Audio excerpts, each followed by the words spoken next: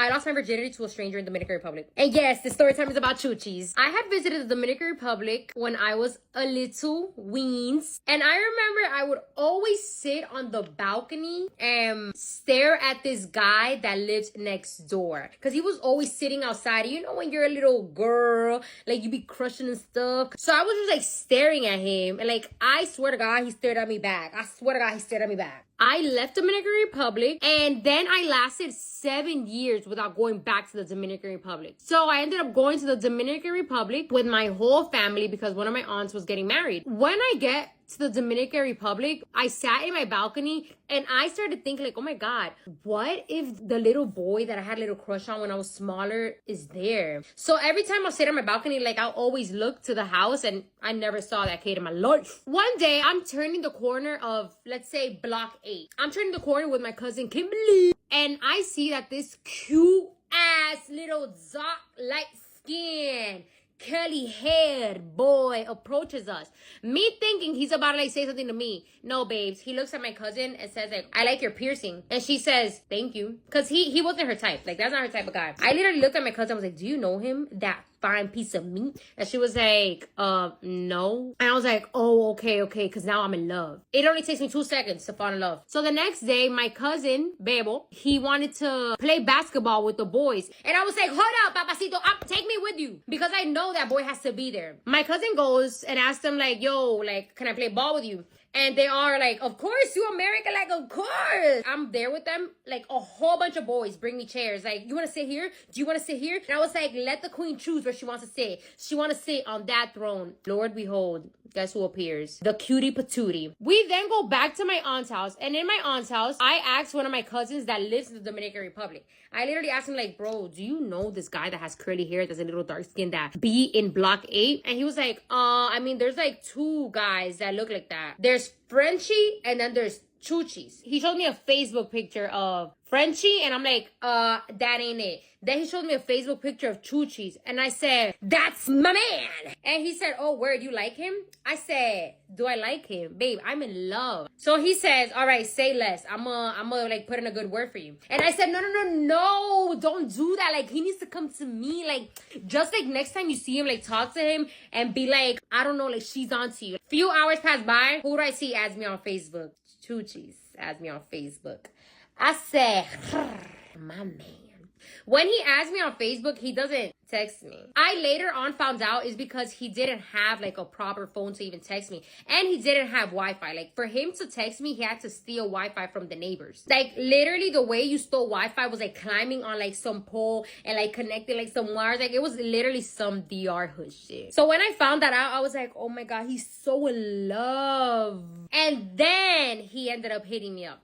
When he hit me up, he told me, like, I want to see you. I said, I cannot see you because my dad is really strict. Like, the guys in DR, they would keep a distance from, like, me and my sisters because they were terrified of my dad. I was like, but what we could do, we can go to this, like, cafeteria that's right next to my aunt's house. I tell him, like, when you go in that cafeteria, you cannot, like, approach me because my dad got eyes everywhere. A cafeteria in DR is basically, like, the front of somebody's house where they sell, like, sandwiches, they sell, like, hot chocolate, they sell like little chips. So I go in there and I order my tostada. Right when I'm ordering my tostada, comes in Chuchis on some, let me get a tostada too. While he's ordering the tostada, like he side eyes me and I'm like, shut your freaking mouth up. I cannot do this. Shut your freaking mouth up. I then sit down to eat my tostada, and when I go sit down, he goes like and approaches me. Well, the first thing he says is like, que te aproveches. That basically means like, I hope you enjoy your meal. When he said that, I got flashbacks. I literally was like, let's go. You're the boy that I used to have a crush on when I was little. But I didn't tell him that. What I did tell him was like, by any chance, did you live in the house right next to mine? He was like, no, I don't live in that house, but my best friend lived in that house. So I would always say chill outside of that house. Like, I actually remember you when you were little. Like, you would always be sitting on your balcony. I said, oh, soulmate. That's the same guy that I had a crush on 7 years ago as a kid. So that already told me that's my soulmate. Comes this day. There's this day that the light goes away in our hood because in the Dominican Republic, the light always be going away. I tell my cousin, Babel, yo, let's walk around. In my head, I'm like, I want to walk around because I need to find this guy. We start walking around and Babel tells me like, yo, I want to get my chin-chins wet. So he was like, how about this girl that you know that she lives across like the house? I was like, you know, matter of fact, I think she would do something with with you. Like, I don't know how the extent, but whatever. That girl, she was there, like, outside her house. And I told her, like, yo, hey, like, come with us. Like, we're going to go to my aunt's house or whatever. Right when we're about to go to my aunt's house, I see Chuchis walking from the corner. He was like, can we sit on the staircase of your aunt's house? Is that fine? I was like, yeah, but we got to hide. And my cousin Bebo went upstairs with the girl and got his things wet. Chuchis was just there trying to get to know me and everything. Few days pass and rumors start going around that I'm talking to Chuchis.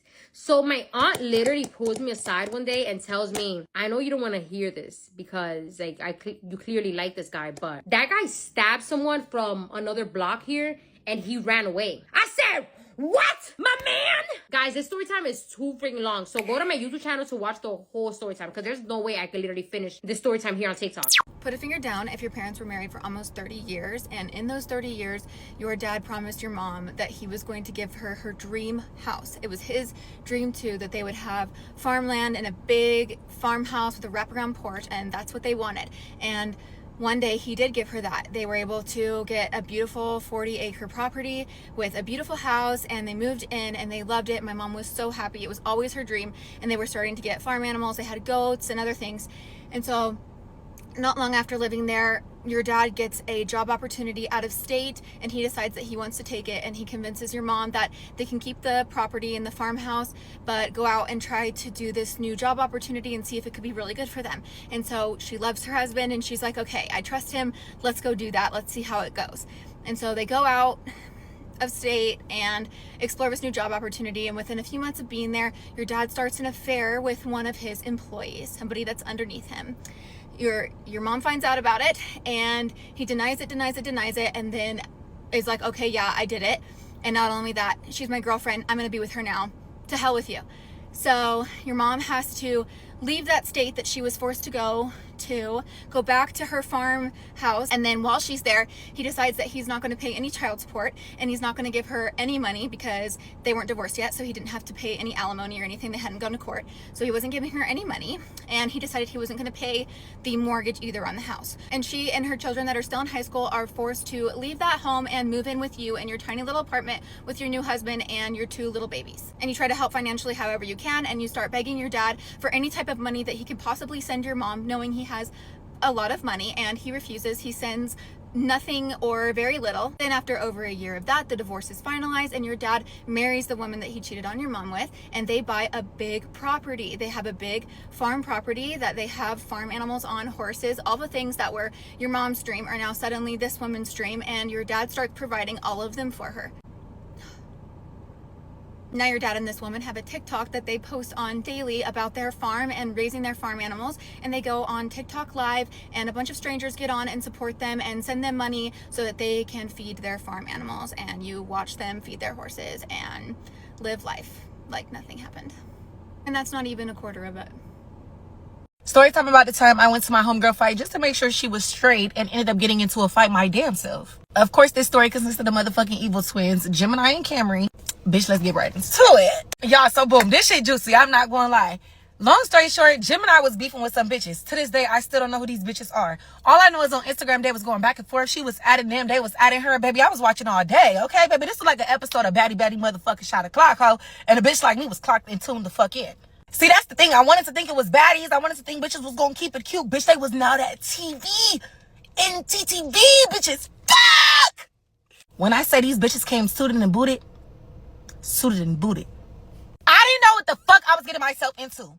I'm just here to make sure my homegirl is straight. Why the fuck I step out the car and I see 30 motherfuckers? Are they on their side or ours? Please tell me these bitches is with us. Who is these bitches? This is really my issue with Camry and Gemini. Them bitches ain't scared of nothing. You pick the bitches from the east side? Are you? Damn! Are you bitch? Fuck, I'm tired every time. Then they not coming with just auntie and homegirl. They coming with granny, uncle them. They brought the whole fucking family, bitch. Yeah. Mind you, off rip, when I pull up, I'm confused because I'm trying to figure out who is who. So I'm getting out, I'm talking to my homegirl, but she more so trying to figure out who she about to fight. I'm looking around, I see Camry talking to this person and that person. I'm like, bitch, is you talking to the other side? Bitch, I'm confused. Come to find out, Camry know these bitches and she cool with these bitches. Camry, Can she fight? Which one hit the hardest? I need you to get this bitch if she try to get me. Are we on the same team? Let me know. Bitch. Fuck! Boom, these bitches don't waste no time. They instantly get to squabbling. So boom, Gemini squabbling or whatever. She fighting with the girl. I'm not gonna lie. If you know Gemini, that's not her actual name, but if you're from the city at this point, you know who is who. You know this bitch gets down with everybody and the bitch don't lose. This bitch is undefeated. This bitch is motherfucking Tasiki at this point. This whole goddamn bitches. Why she fighting old girl and old girl low-key keeping up? I'm like, fuck! Because if she get my homegirl too hard, now I gotta step in. But the homegirl fight better than me.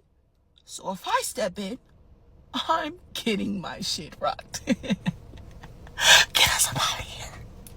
Let's go! When I was 18, I went home with a 24-year-old woman from the club, and it was, needless to say, nightmarish. Okay, I'm gonna tell the story. Don't do this, okay? Number one, don't do that if you're an 18-year-old in college. Bad idea. Don't go home with people. Don't get their number, go to get coffee. Don't go home with people. That being said, this did create a insane, hilarious story. I was 18 years old. I go to Playhouse in the West Village, New York City, okay? This girl walks up to me. She's like, oh, I think you're cute, blah, blah, blah. We start chatting. She goes, how old are you? See, in this moment, I should have, I was about to say I should have lied. Maybe I shouldn't have lied. But I did tell the truth. I said, I'm 18. She goes, oh, I'm 24. Is that okay? And I was like, yeah, it's fine. At this point, I was like, whatever. We start dancing, okay? We start making out on this floor, okay? To Mommy Don't Know. That was the song that was playing as we were making out on this dance floor at Playhouse, okay? I know, the vibes are high. The vibes are so high. Then she goes, like she's in a movie, do you want to get out of here? I'm like, yeah. So we leave, okay? I go back to her apartment. And that is where chaos begins to ensue. But I'm going to make a part two. I'm going to make a part two. La, la, la, la. When I was a teenager, my dad took me to school every single morning. And one morning after he had dropped me off, my best friend was waiting for me and she was like, hey, do you want to skip school today? My aunt's coming to pick me up. And me being the rebel that I was like, yeah, let's do it. And so we hid in a stairwell at the school until the bell rang. And then as soon as the bell rang, we went outside and hid behind the dumpsters until her aunt came to pick us up.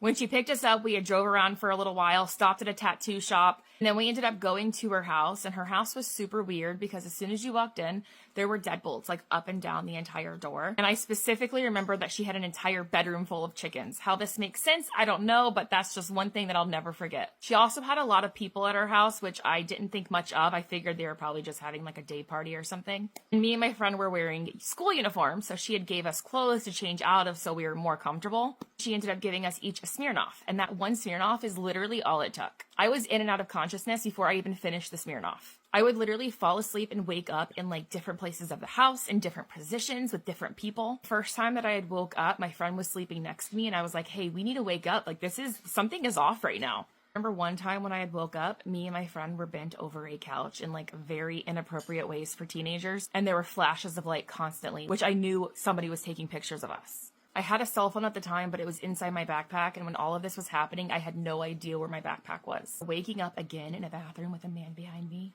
He was pulling my hair so hard it hurt so bad. Then I woke up again holding a roll of toilet paper, cleaning up a massive amount of blood on the floor. I was completely undressed and I remember running around the house trying to find my backpack so I could find my phone so I could call for help.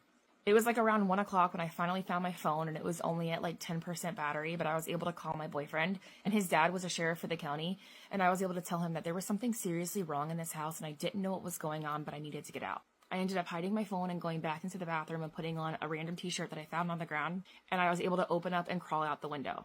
As soon as I got out of the house, I ran down the street and I was looking for anybody at all. And I could see far in the distance there was lights in a field, so I ran straight to that vehicle. And thank God it ended up being a sheriff. And as soon as I got closer, a lady came out of the car and I started crying and running faster towards her. And she was like, "Are you Tiffany?" And I just cried in her arms.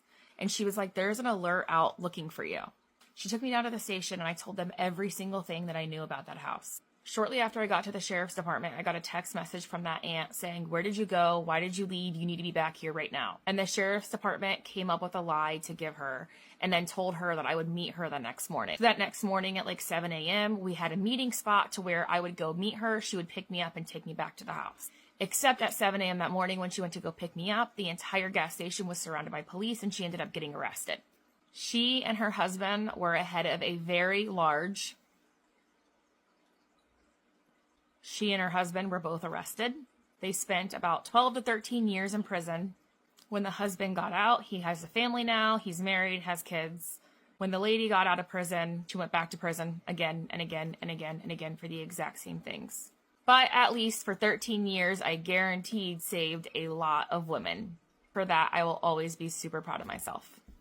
All right, bitches, I'm $30,000 in debt from divorcing an abusive man who moved into my house with all of his stuff in a trash bag. And now I'm telling my life story on TikTok to try to recoup some of those funds. So if you could please stay and watch this all the way through to the end and press all of my buttons, you would really be being a girl's girl. Where we left off in the story, I'm 22 years old. Me and my boyfriend at the time had gotten into a very bad domestic altercation and the police are there. As soon as we pull up, they separate us, ask us what happened, and I tell them. Got into a verbal disagreement that led to a physical altercation. He bashed my windshield in and I gave him the fucking business. I am a very small person. Because of how small I am physically, this guy thinks I'm full of shit and doesn't believe my story. Okay, so for reference of how small I am, this is me next to a very normal sized tomato plant. I'm 4'11". Also, this dude had a very unique last name because he was a first generation Polish immigrant and his brother was a police officer. So they did not want to believe that he did anything that would mean they had to take him to jail too. Have us both sitting on the curb handcuffed and they're asking him very leading questions in front of me, like, did she do this to you with her car?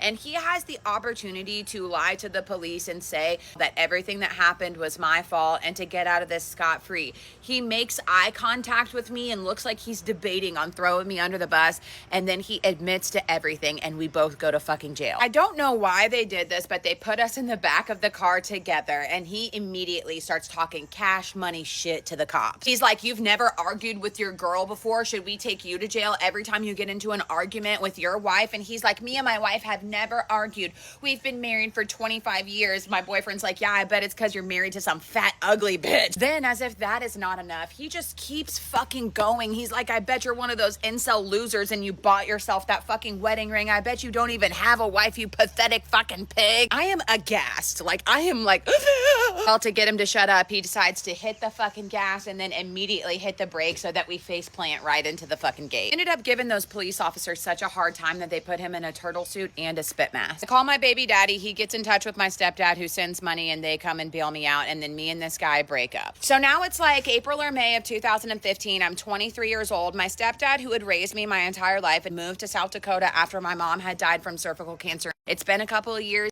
He's about to get married to another woman and they are expecting a child. I'm at work, I'm a waitress. It's like a slow Thursday or something. So I'm just sitting there like on my phone, rolling silverware, waiting for some tables to come in. And my grandmother had just built a brand new house and posted pictures of it all over Facebook. So I'm stalking my grandma's Facebook. I noticed in the comments that a lady named Stacy has commented and said, oh my God, your house looks beautiful. I can't wait to come and see it. In the little icon picture, it looks like someone that I recognize from my childhood. So I go and click on their profile, and sure enough, it's my next door neighbor from whenever I was like 7, 8, 9 years old. And then you know how people have a background picture on their fucking Facebook? There's literally like a professional photography family photo of her entire family, and right in the fucking middle is a kid that looks identical to my dad. So I'm literally at work and just found out by stalking people on Facebook that my dad cheated on my mom and had an illegitimate child behind her back. When I was 14, me and my friend decided we wanted to do Mandy for the first time,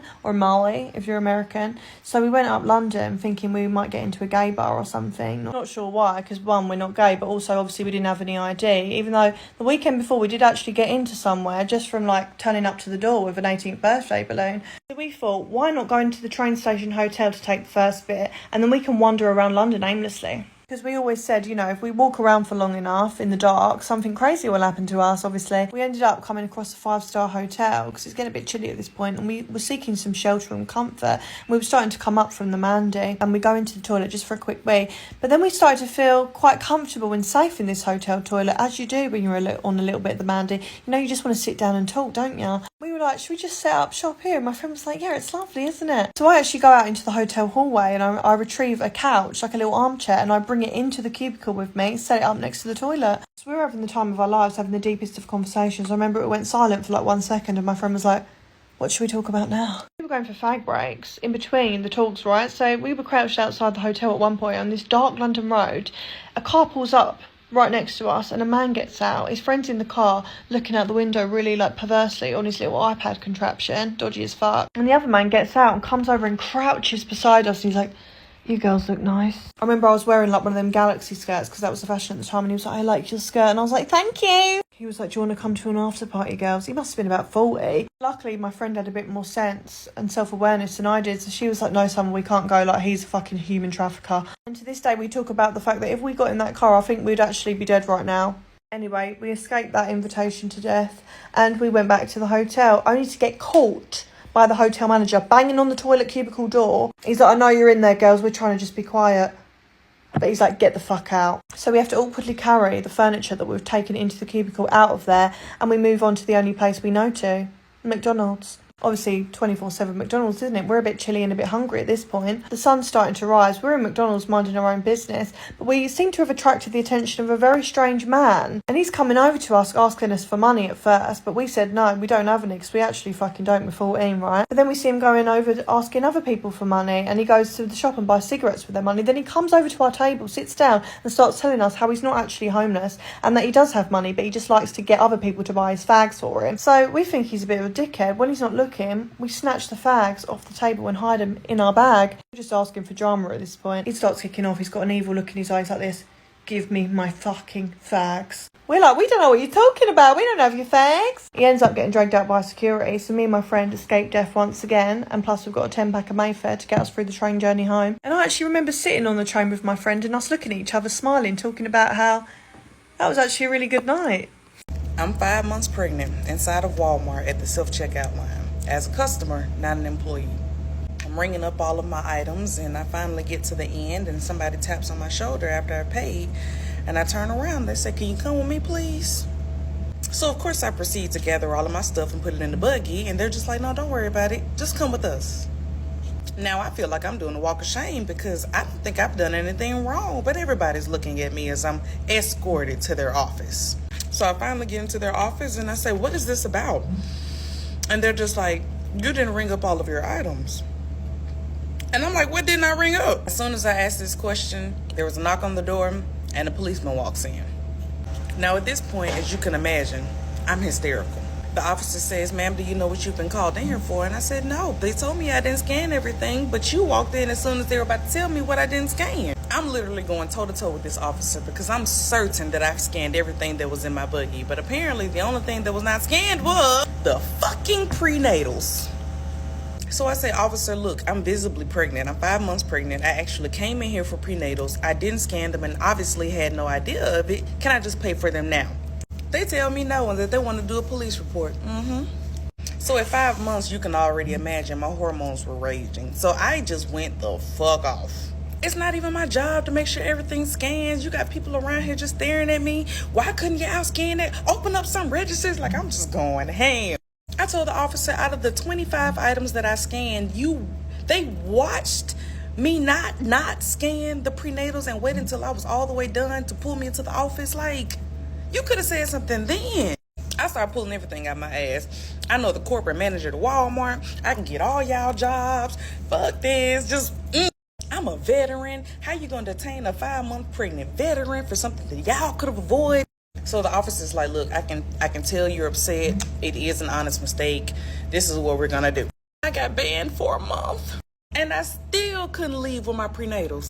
And just like anybody do when they leave the facility, they're just like, I'm never coming back here. I'm telling everybody about it. They don't care. So I was politely escorted out of Walmart. And even though they only gave me a 30-day penalty or whatever, I took 60 days. Like, bruh, these jobs and these self-checkout lines, I understand that it's a little bit more convenient. It cuts down on the manpower work. But if you're going to be doing stuff like this for people who are not trained to do your job, then y'all need to get some people on them register. Why I just left Walmart, and this girl I used to go to school with, I'm talking about, she walked with me. Hey, Kirsten. I was like, hey, girl, I ain't seen you in so long. You know, just to make a conversation. She was like, can I get a ride home? I was like, you get a ride home? How did you get here? And then she was like, oh, I walked. And I was like, oh, okay, because I started feeling bad. So I'm like, yeah, you can get a ride home, whatever. So we walking outside or whatever. I noticed she lingering off in the back, like taking her precious time. I'm trying to walk to the car. Like, baby, you gonna get left. You need to be following me trying to get to this car. She finally made it to the car. She was in there. She was texting and stuff. And then I'm like, where you live? Let me know where you live. And then she told me where she lives like 14 minutes away. So I'm like, damn, you walk 14 minutes away to get to Walmart, bitch. What did you? And she didn't have nothing, mind you. She didn't have shit. So you walk 14 minutes for nothing, sister. But I digress. So I'm driving. I'm taking her home. She's telling me, turn right here, go straight. So, next thing I know, bitch, I've been driving for a little over 14 minutes at this point, and I'm just like, girl, are you sure we going to the right place? She was like, yeah, just keep going. Baby, so right now, I'm starting to get suspicious. And then she's still in the phone, mind you, she's still in the phone, texting type of room. So, we finally make it to the destination, and then she's telling me to pull in this long-ass driveway, and I'm just like, ooh, because the driveway ain't got no sides. It's like two deep-ass pits on the side of the road where you're supposed to pull in. So I'm trying my best not to go in the damn ditches on the side of the driveway. So I'm pulling in. I see this boy walk outside. He got a whole few on the side of him. I'm like, what the hell is going on? She's like, oh, that's my brother. Don't worry about him. I'm like, girl, if you don't get your ass out this car. She did not get out the car, y'all. And we in this long-ass driveway. And her brother's right there with a fucking pew. So I'm like, oh, hell no. So I put the car in reverse.